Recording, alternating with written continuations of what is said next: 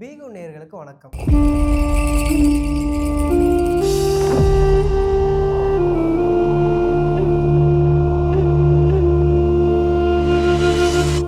இன்னைக்கு நம்ம பார்க்க போகிறது கேகேஆர் vs பிபிகேஎஸோட மேட்ச் ரிவ்யூங்க. இந்த மேட்ச் எங்கே நடந்துச்சுன்னா ஈடன் கார்டன்ஸில் தான் நடந்துச்சு.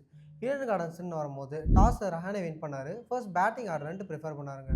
பேட்டிங் ஆடுறன்ட்டு உள்ளே வந்த உடனே அதிரடியாக விளையாடுவாங்கன்னு பார்த்தா எடுத்த உடனே 2 விக்கெட் விட்டாங்க. ரஹானே 8 ரன் நாட் அவுட்டில் இருந்தாங்க. அதுக்கப்புறமா ஃபின்னாலனோ கேம் கிரீனோ சீக்கிரமாகவே அவுட் ஆகிட்டு போயிட்டாங்க.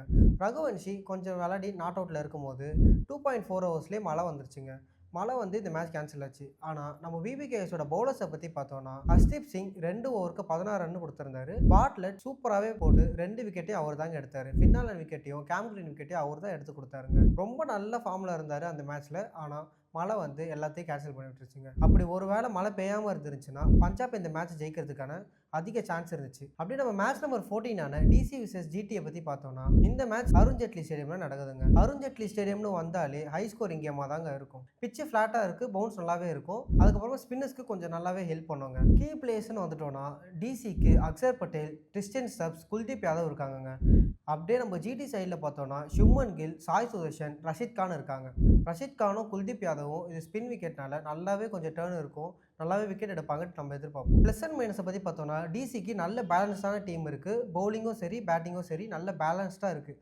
மைனஸை பற்றி பார்த்தோம்னா டிசிக்கு ஸ்டார்க் இல்லாதது ஒரு பெரிய மைனஸாக தாங்க இருக்குது. ஸ்டார்க் இருந்தால் இன்னும் நல்லாவே பர்ஃபார்ம் பண்ண முடியும்.